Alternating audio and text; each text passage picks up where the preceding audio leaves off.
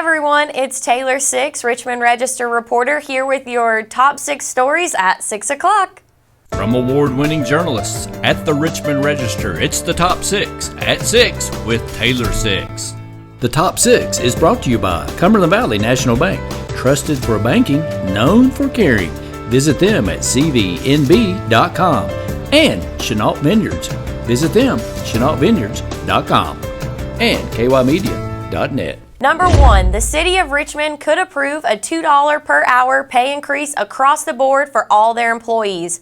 Following recent discussions in the meetings, the City of Richmond Board of Commissioners was presented with 3 options to choose from in efforts to pay employees more and ultimately increase retainment and recruitment. An open discussion was held to discuss the matter in depth on Tuesday during a workshop meeting. The first option presented, and the one the board seemed most inclined to approve, was to give a $2 per hour increase to all city employees, which, if approved in the budget amendment next week, could add an additional $360,000 to the city's personnel budget for fiscal year 2021-2022. Overall, choosing this option would increase employees' pay $4,160 per year and increase the city's personnel budget for a total of $1,626,000 for a full year, including FICA, pension costs, and health insurance. The second option presented to the Commission was to increase personnel costs by $1 per hour for everyone making over $15.50 an hour and a $2 increase per hour for those making less. The third option was to only give a $2 per hour increase for people making less than $15.50. Number 2, Thomas Burrell of Cadiz, Kentucky, the man accused of murdering Chris and Gracie Hager, has his case continued to June 2, 2022, following a pretrial hearing. Several motions were made by the Commonwealth Attorney's Office as well as Burrell's counsel, Daniel Whitley Sr. One motion was introduced by Commonwealth Attorney Jennifer Smith, who filed for more intensive penalties, including the death penalty and life without parole, pursuant to KRS 532.025, which pertains to pre-sentence hearings, juvenile cases, aggravating or mitigating circumstances, and instruction to jury. In addition, Smith shared with the Register there was surveillance footage found on the property on Keystone Drive where the murders took place and were later discovered by investigators. Originally, it was thought the files would not be intact due to a fire Burrell is alleged to have caused, but upon review, those tapes were still operable. She asked, because of the violent nature of the crimes and out of respect for the family, the court limit distribution of those tapes to only include her office, the defendant, and his counsel. Allowing this restriction of the footage to the aforementioned parties would also allow the court to find a jury pool having not been exposed to potential evidence which could be used if trial is pursued. Burrell's counsel motioned for a competency evaluation with the Kentucky Correctional Psychiatric Center for Burrell, which can take months. Smith also advised several items were still being awaited from discovery, which also pushed back Burrell's new date to appear before the judge. He is scheduled to reappear before court on June 2nd. Number 3, Rodney Elam, 31, of Mount Vernon, has been sentenced to 19 years in prison for charges of second-degree manslaughter, second-degree assault, first-degree first offense of trafficking in a controlled substance, methamphetamine, and first-degree first offense possession of a controlled substance. He was sentenced by Judge Cole Adams Meyer on March 10, 2022, and is currently housed at the Madison County Detention Center.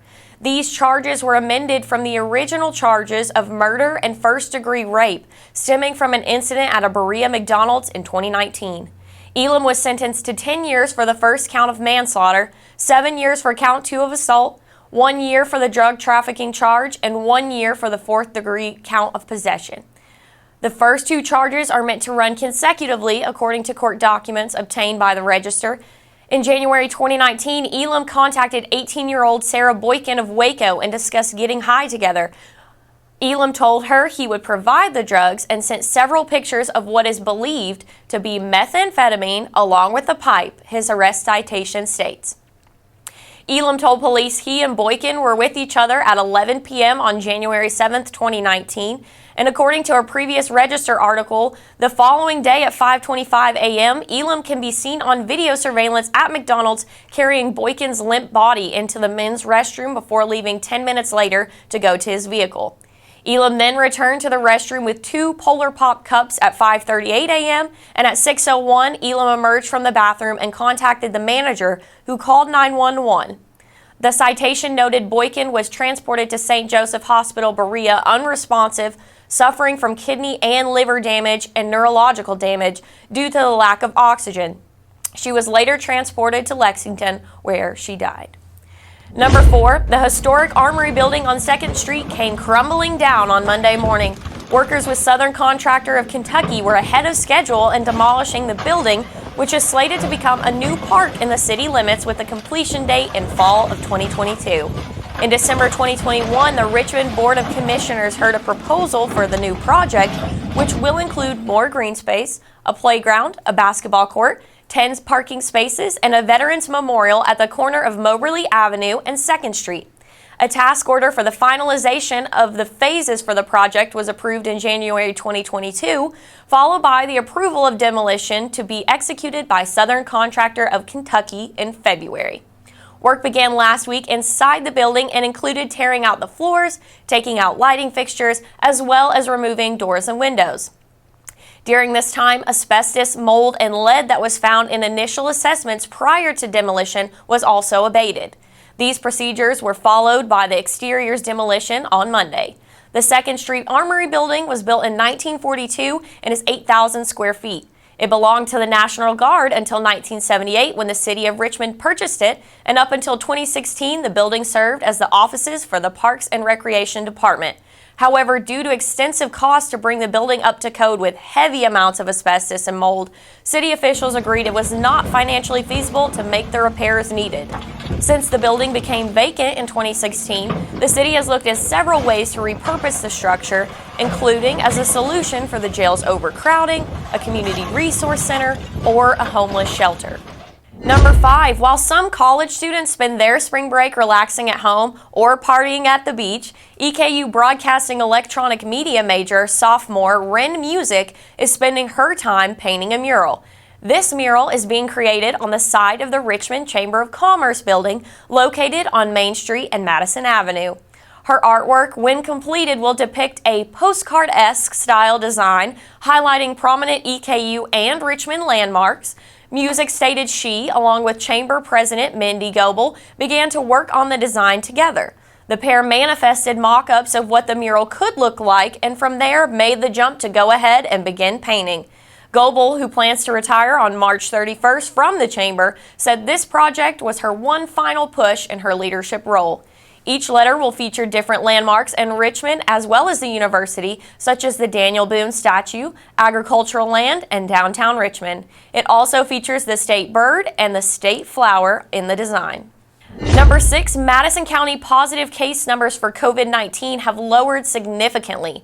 So much so, the county is a green zone or low risk with an incident rate below 10 cases per 100,000.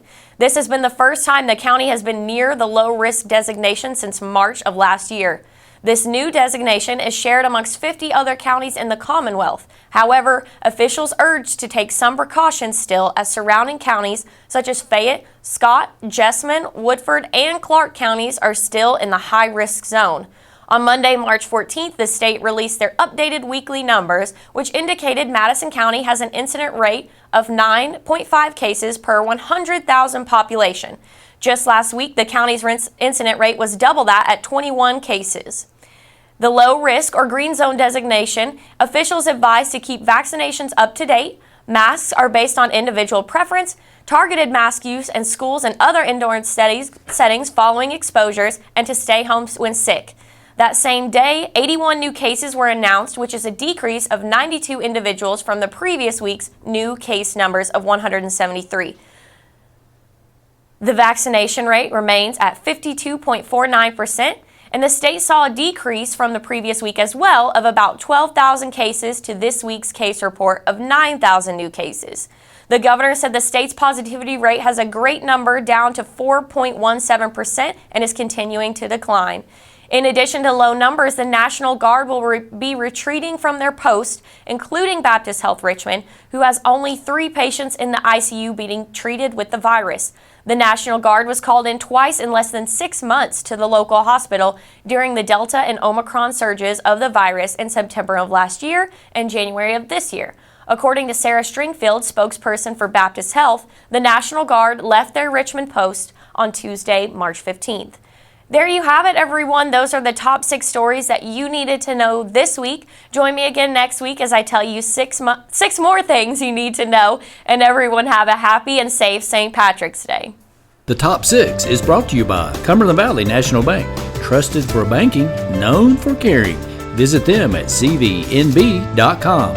And Chenault Vineyards. Visit them, ChenaultVineyards.com.